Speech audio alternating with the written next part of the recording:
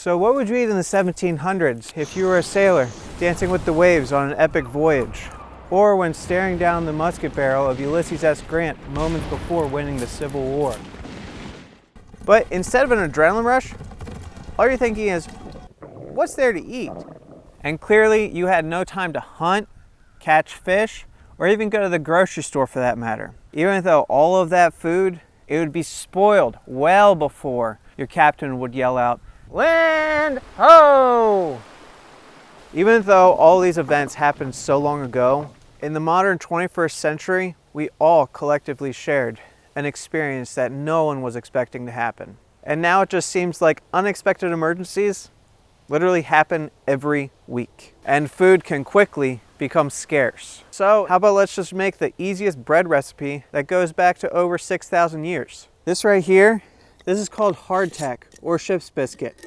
It's the original MRE that when kept dry, it can stay preserved for up to 100 years. The recipe is so simple, anyone can make it.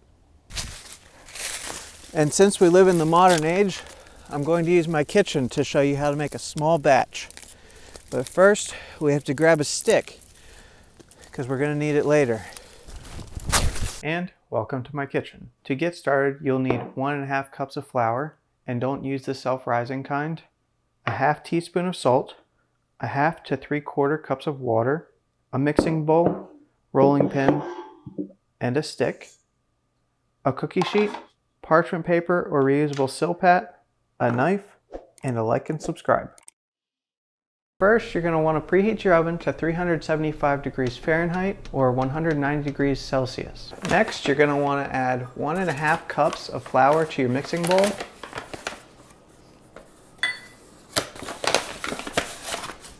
And then you're going to add your 1/2 teaspoon of salt.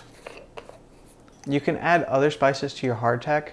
Note that it will make your hardtack less shelf stable because there are oils in some of the seasonings that we commonly use. So next you're going to want to add your 1/2 cup to 3/4 cup of water. Your amount will vary depending on the dough consistency. So start out with your 1/2 cup and then add a little bit more if your dough looks a little bit dry. Now you're going to want to mix all the ingredients together. Try to distribute everything evenly, and next we're going to start kneading it. So what you're going to want to do is take everything off of your spoon and then get your hands right in there. Collect everything together into a ball.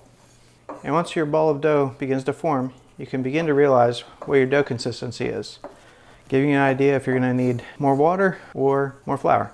As you can see, my dough ball is a bit crumbly, so that tells me I need to add a little bit more water so that all these extra pieces can easily combine with the dough and that everything will be pliable together instead of all crumply like it currently is. So we're going to add a little bit more water. So add a little bit of extra water and start kneading that water in. And we'll find out if that's too much, and if it is, we can always just add more flour to combat the wetness.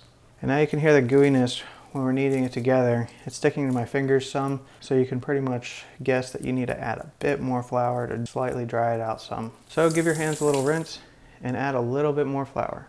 And then continue to knead it together like you have been, because that'll tell you if you need more flour, or you might have added too much and you'll need to add water again. In this case, I'm going to add just a tiny bit more flour. And I'm going to say that that is the perfect consistency that we're looking for. So next up, let's roll it out. So before you roll out your dough, you're going to take some flour and sprinkle it onto your surface, and then just plop your dough ball right on there and start rolling it out with your rolling pin in all directions. You're trying to get it to be about 1/4 inch thick. The thinner it is, the easier it will be in the ends to break apart. And to tell if you've gotten to that 1/4 inch, you can just pull out a ruler and measure the thickness. Okay, so grab your knife and cut them into squares. Traditionally, the Civil War hardtack was 3-inch by 3-inch squares, so they could easily be packed and shipped in wooden crates by train or wagon. Each soldier would usually get 2 to 3 pieces a day as their marching rations.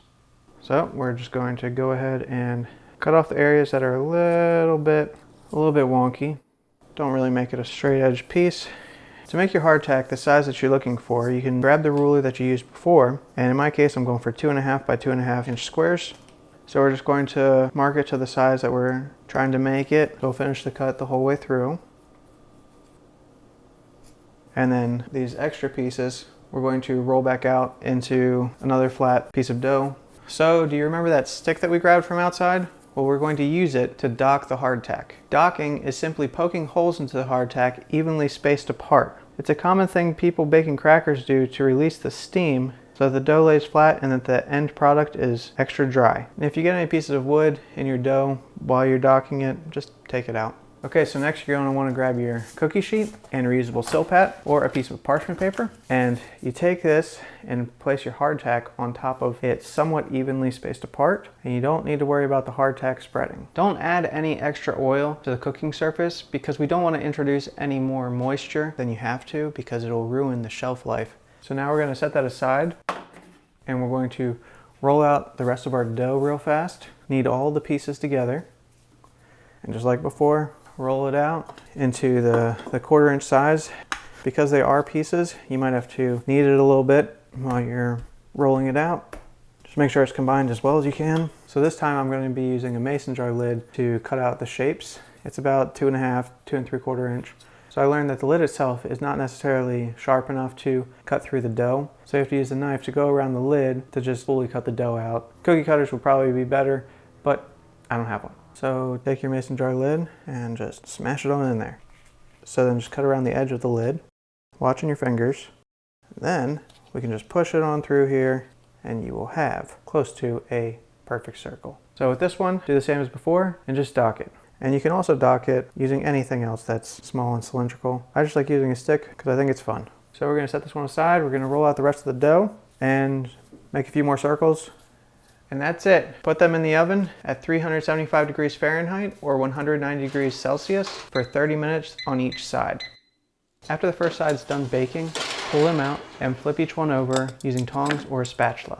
Put them back in for another 30 minutes for this new side. And while we wait for the timer, let's head back outside to learn more history about hardtack. And by now you've probably realized these things, they're really hard. Ships Biscuit, cabin's bread, tooth dolers, molar breakers, sheet iron, and worm castles are just a few of the common names for this bread. Because hardtack was shipped in wooden crates to the Civil War soldiers, they commonly got wet, causing them to grow mold, attract weevils, and worms who lay eggs, infesting the hardtack with all types of other nutrition. That's how they got the nickname worm castles. That's why a common way Civil War soldiers would eat their hardtack would be just by dipping it in their coffee. If there were any worms present, they would just die, float to the top of the coffee, the soldiers would scoop it out, and then they would just drink their coffee for the day. A more appetizing way soldiers would eat hardtack would be in hellfire stew. They would smash up their hardtack, soak it in water, and then fry it in bacon grease, or by thickening a common stew called lobscouse. Even sailors had problems with infestation, but instead with large white maggots that they called bargemen. Bargemen. Figgy dowdy, similar to figgy pudding, is one of the tastiest treats these fellows would make. Okay, it looks like it's time to go back inside. Once the full time's up, you'll see that they're golden, dry, and potentially a little flaky. So you're going to want to pull them out and put the hardtack on a cooling rack. And if you're in a moist climate like myself, you don't want to leave them out for too long because you don't want to introduce any additional moisture. The key thing to preserving your hardtack is just to keep it dry. So once your hardtack is done cooling, you want to put them in an airtight container. I'm going to be using a basic mason jar.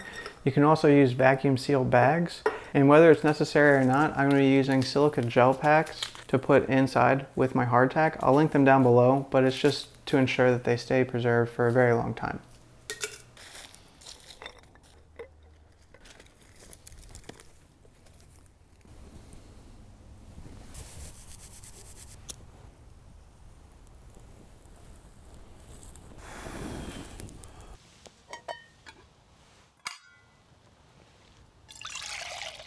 Thank you so much for stopping by to make your own Civil War treat. If you'd be so kind, I'd appreciate it if you'd press the like button and subscribe. I'm new here and would like to hang out for a while. Have a great day.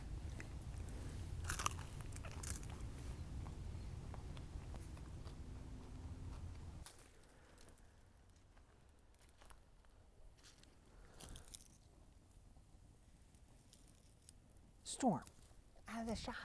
Come on.